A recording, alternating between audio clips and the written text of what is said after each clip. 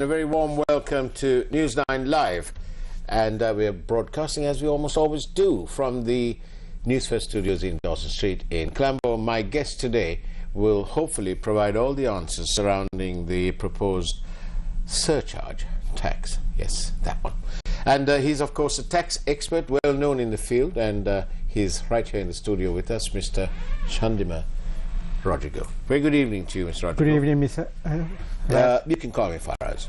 Thank you. Chandima Rodrigo, tell me, everywhere I go, everyone's talking about this EPF ETF, and why should the EPF ETF pay this 25% surcharge tax?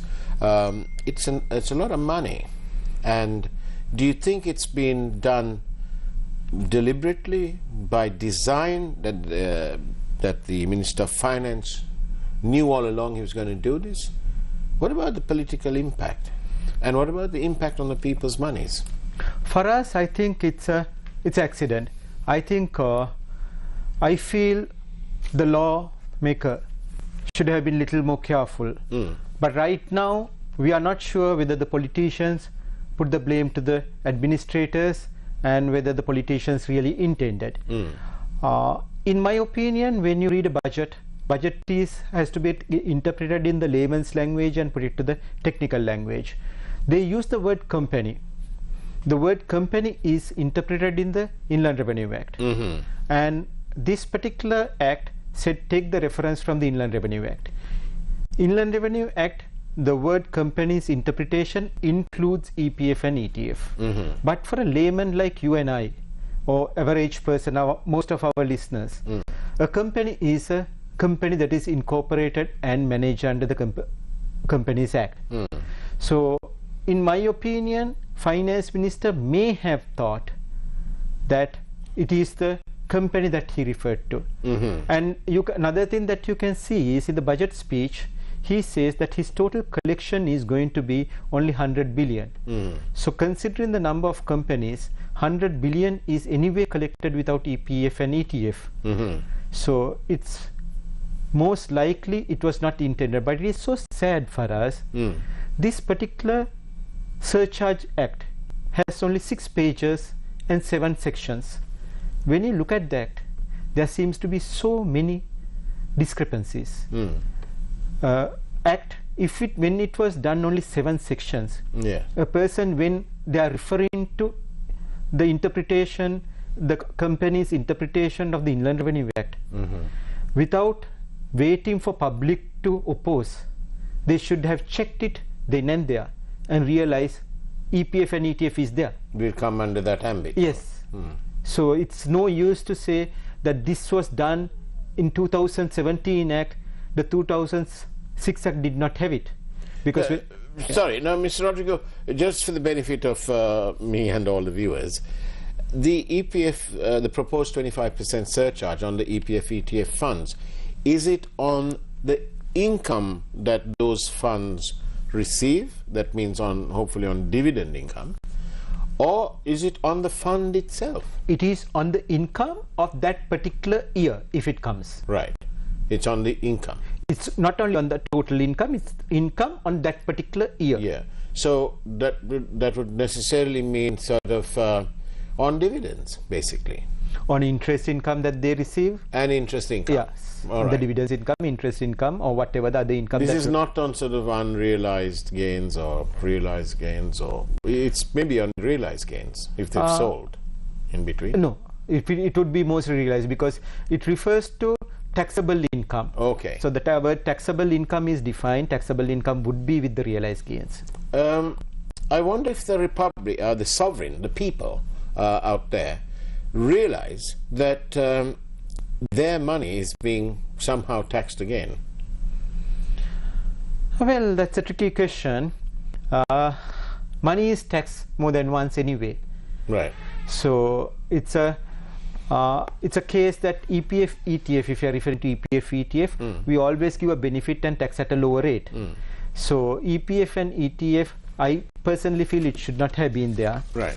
And I saw a minister saying that it was a mistake and they will correct it and put the blame to the administrator. But then again, when it is a 7-section act, there is a duty by everybody to correct it without referring to another particular act which has more than 200 pages and say that particular act had error. Right.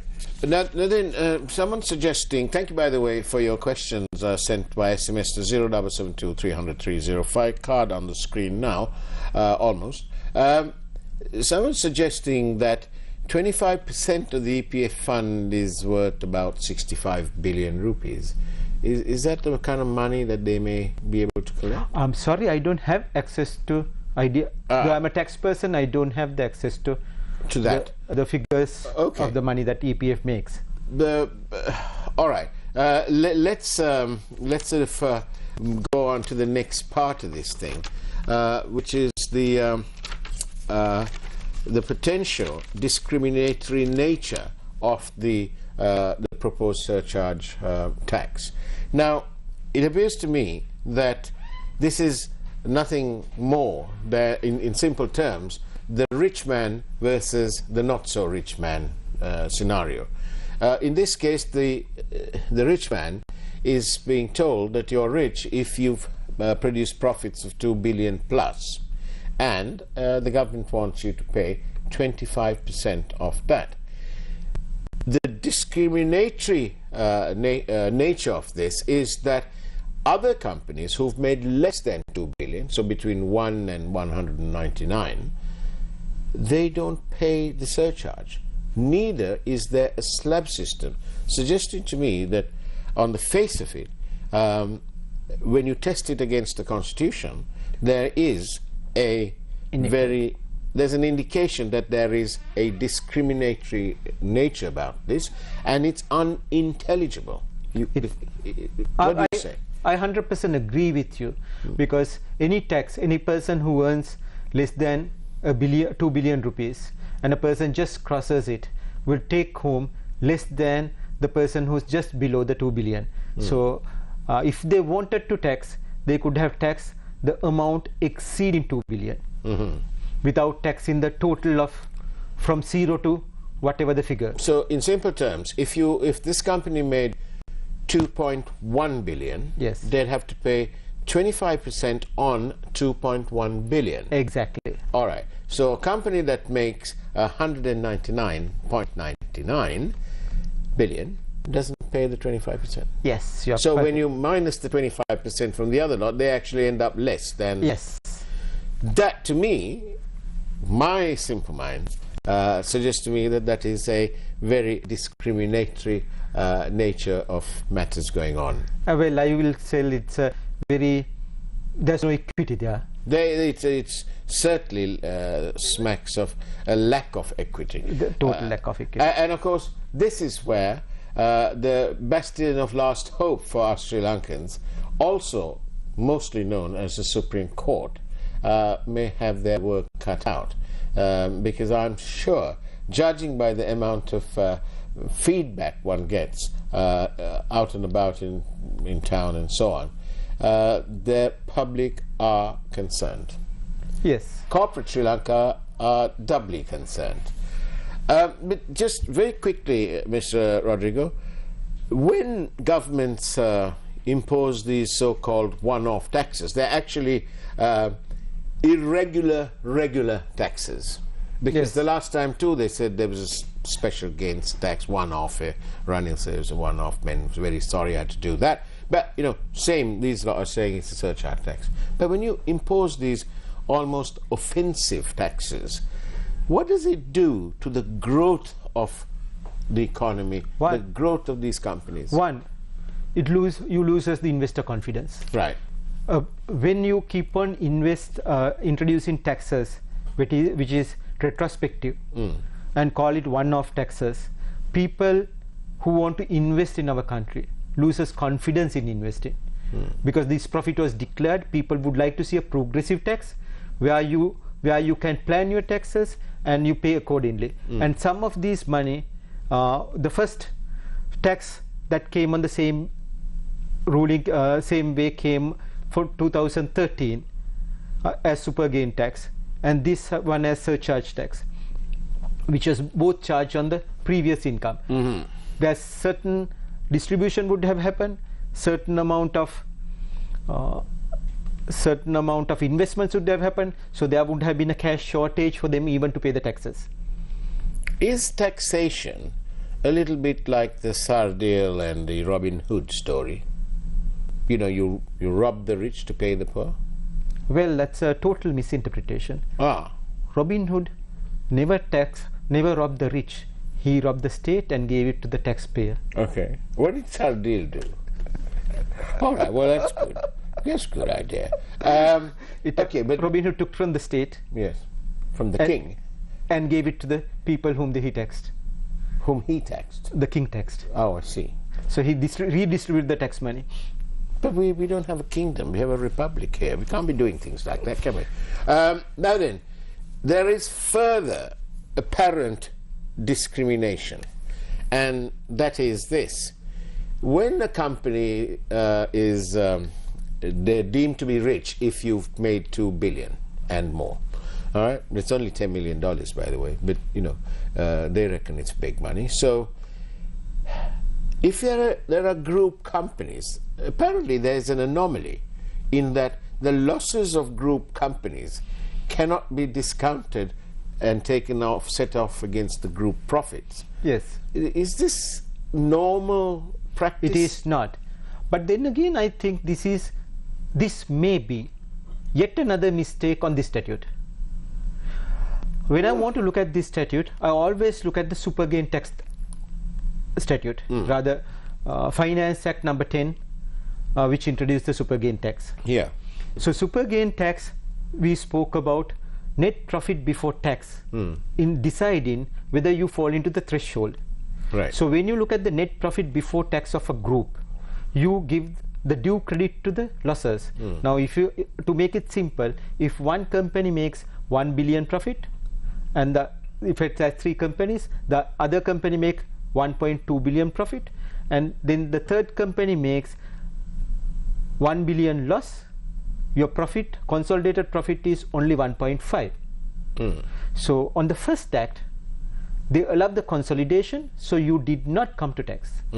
Now the second one talks about taxable income to be taxed. Now when you take the taxable income, though it's little technical, I must tell you, there's another problem that is arising. When you call about the taxable income, there's no certainty of the tax. The principle of taxation is taxpayer should know whether he is certain to pay tax. When you make the audited accounts, profit before tax, audited accounts are signed, filed, there's a certainty that you are liable to tax. Now when it is taxable income, that can be changed by the assessor subsequently. A person who is not liable to tax also can fall into tax. So the principle of certainty is definitely violated here. But I again think it's yet another mistake, and that is also yet another unintended mistake of disallowing the consolidation of the losses. Yes, consolidation of the losses. So really, to achieve a non-discriminatory state of affairs in this proposed surcharge tax, there will need to be a form of a slab system. Yes.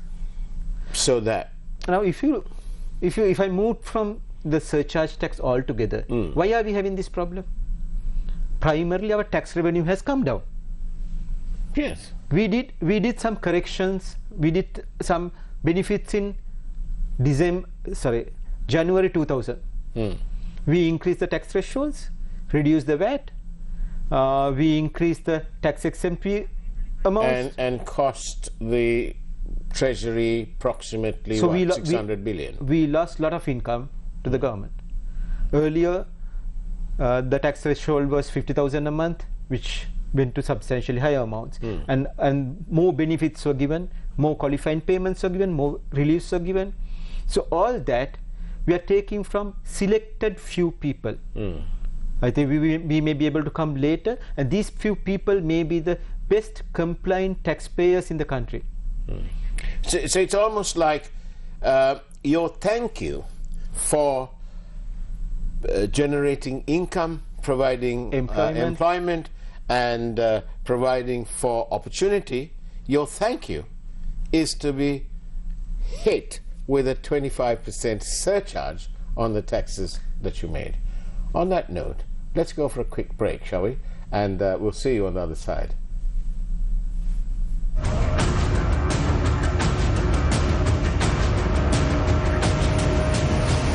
Newsfirst Newsline with Faraz Shaukat Ali. Valuable Finance, best finance company.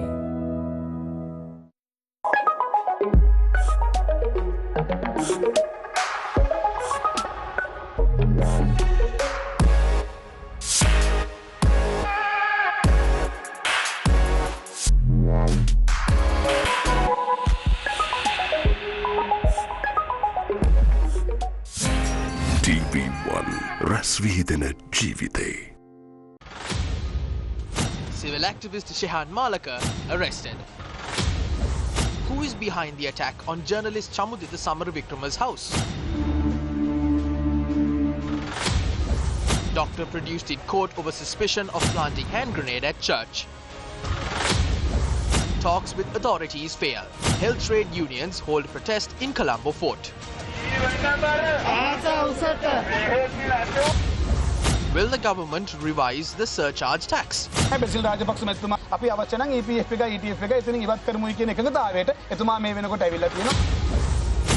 was a luxury car imported amidst a dollar shortage?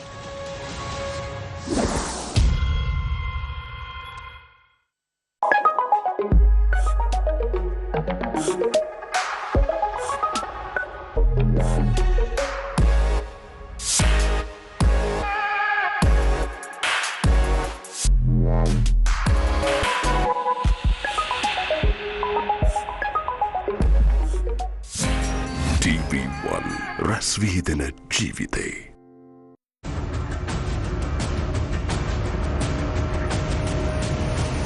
Newsfirst Newsline with Faraz Shaukat Ali.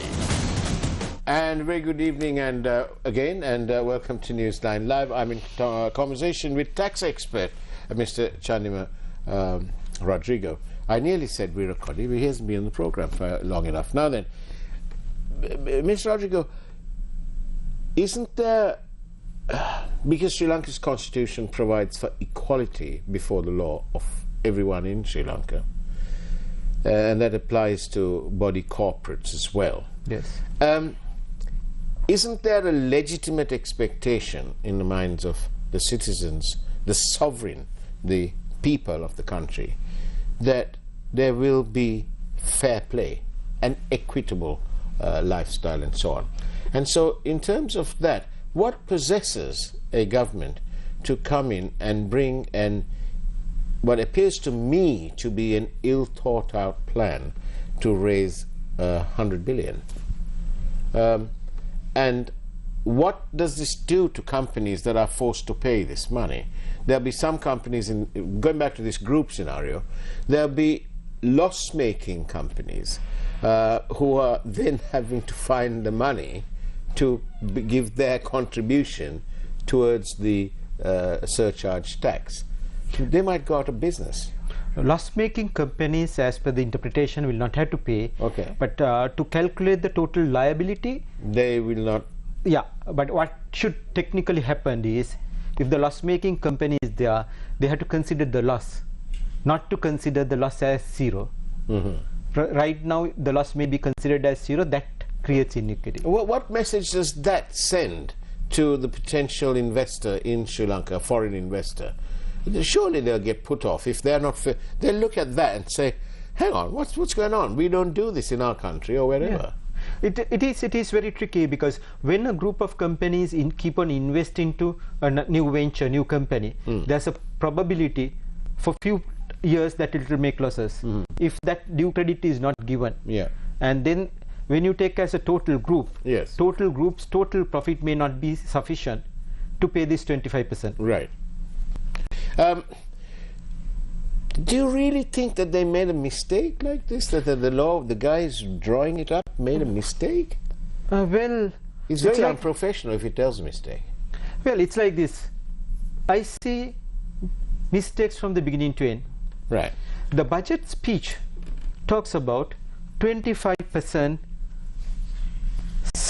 tax surcharge. Yeah. When you say 25% tax surcharge, what implies is 25% surcharge on your tax. Yeah. But the technical notes talk about 25% surcharge tax. So that is a 25% tax on the profit itself again. A company that is paying 24% tax pays another 25%, and it amounts to 49%. So that is how the bill has come. So at the budget speech has a inconsistency at the budget speech and the technical note stage. And then when you look at the statute bill that has come in, the bill has taken words from the budget speech. It's my opinion, when you take the budget speech, you must take budget speech as a general statement, and not to pick words from the Inland Revenue Act to give meaning to that. You must take it as a general statement and try to give the best meaning. If you try to do that, this company story may not have come. The budget speech talks about taxable income. I would not look at the taxable income from the Income Tax Act. When a layman or finance minister talks to me as taxable income, in my mind what comes to me is profit before tax. Because the jargon of taxable income in the Inland Revenue Act is only for a tax expert and a tax administrator, not for a finance minister. And you take it from there, and then when you do the statute, yes, you put the jargon. That's my personal opinion. Is there a danger, or are there anything in this proposed bill that could be deemed as sort of double taxation? I won't call it double taxation, because it is the same. The same tax is not charged twice. But I would say unfair taxation on the tax paid income. Because when people incurred that income, they knew their tax liability. And there's no reason for you to reduce the tax liability and increase the threshold on one hand, and charge 60 people or 100 people and charge them higher. So what you're saying is the easiest option would have been for them to reverse the tax break given in January. Exactly. If that came because of COVID, we could have said, because of this we are reversing the benefits that we given, we would not be able to continue for a year, and that then your revenue goes up. Nevertheless, isn't there a case for an expectation that the imposition of taxes must be rational in nature? Yes, it is. Yes, it is. This sort of tax is not, because as you said, we discussed earlier, there has to be a slab, and you can't tax from the beginning to the end without considering the slab. The principle of slab is not there, principle of equity is not there, because loss makers are not considered.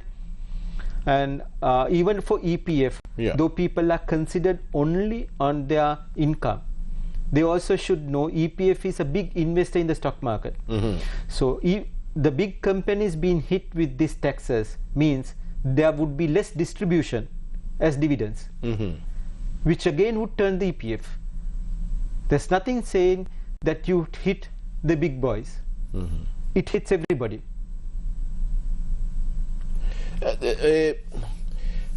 Somebody sent me a message which I thought I'll read, because it's a wonderful quote. I'll tell you who said it in a moment, but this is that message. I contend that for a nation to try to tax itself into prosperity is rather like a man standing in a bucket and trying to lift himself up by the handle. Winston Churchill. Do you agree with Mr. Churchill's? 100%. He got it about right, didn't he? Yes. So Sri Lanka can't be taxing itself to prosperity. Well, there is a requirement of the government to generate revenue. Yes. So the taxation will have to happen. But then again, taxation, you can't tax in such a discriminatory manner, identify few organizations and tax it. because it is happening for the second time now, and this would discourage investment. Thank you, as I said, for your questions. Additionally, couldn't the government have increased to 1% tax on undisclosed assets and income to, say, 15%? I'm with you. It is so sad. 31st March is the deadline for your 1% tax for the tax evaders. Now, the people who evaded tax is paying only 1%, and they are trying to come to the tax net for income that you and I paid at 24% or maybe even 35%, minimum 18% at the higher bracket. And these people's deadline is 31st March to come at 1%. Yeah. And 31st March is ironically the next deadline for these people who are best tax compliant people. That is why they declared higher amount of tax. They did. I'm not saying. So there's actually there are a group of people and bodies who take great pride in paying their taxes, in paying their way. Yes, the people who paid declared more than 2 billion income, and they were very happy declaring it. They did not hide it. They are punished on the same day. The non-taxpayers, tax evaders, are coming at 1%. It suggests to me that these very strategic decisions are arrived in an almost ad hoc manner, without the proper advice. It looks like it, or disregarding the advice. Well, I can't imagine any of these people lasting 10 minutes at the Capital Maharaja Group, because they'll be chucked out if they don't deliver, if they deliver things like this. But, you know, that's up to the people, I suppose. We just ask the questions. Now then, sorry, but your 1% business has set the ball rolling again. Now then, the thanks to the engine of growth, Sri Lanka's private sector. They provide employment, they provide opportunities in a myriad ways. You know, they fuel healthcare plans, insurances, the whole gamut. You know, the private sector really have done a marvelous job in this country, and if not for that blessed 30+ years of trouble, God only knows what our top performing companies would be worth today, you know. But that's the what if scenario. But you know, having gone through all this hard time, having expended millions and millions of dollars, taking a chance, taking a risk, and doing all those other things, their thanks seem to be that, you know, it's like a bonus, but a double whammy. They're being told, look, you guys, you're going to pay 25% of a surcharge tax. Yes. Whereas people who've held their monies outside of the country, outside the reach of Sri Lanka's law authorities, and most probably earned in mysterious ways out of this country, in this country, and then put the money outside in offshore tax havens and so on and so forth, they're told by the state that they can bring any amount of money, not just 2 billion rupees, any amount, all in exchange for 1%. Is that equitable? Is that fair? Definitely not. Definitely not. And the irony is it's happening on the same day. Though it's two different acts, the deadlines are on the same day. So how does a genuine taxpayer feel? That I declare my money, I do everything perfectly, I showed higher profits because I didn't want to hide anything, and then I am charged, I pay my total legit tax, and on top of my legit tax I am paying twice as much, or even more, another 25%. As we come to an end, we'd like to say this, that back in the days of the short-lived Kumaratunga Ranil Wickremesinghe government, they did a tax amnesty then. Yeah.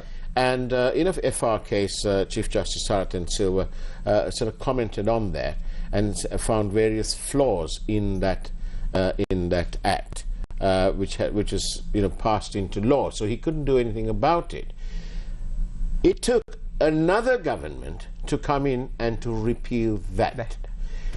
When that happens, very quickly, if you've paid any money, like the last lot of super gains tax and so on, if some people have already paid and then they come and repeal it, you get the money back? Can I answer that with a question from you? Yes. Have you ever got your refund from Inland Revenue in the recent past? And on that note, Chandima Rodrigo, thank you very much. As Sri Lanka traverses towards an equitable state, all eyes will be on the last bastion of hope in this country, the judiciary. We do hope that this matter somehow, somewhere, someone will refer it to the Supreme Court of Sri Lanka once it's placed in the order books in Parliament. And let's wait and see what happens then. We have faith in our judiciary, if nothing else. On that note, take care. It's now time for the Primetime News. And as always, God bless you all.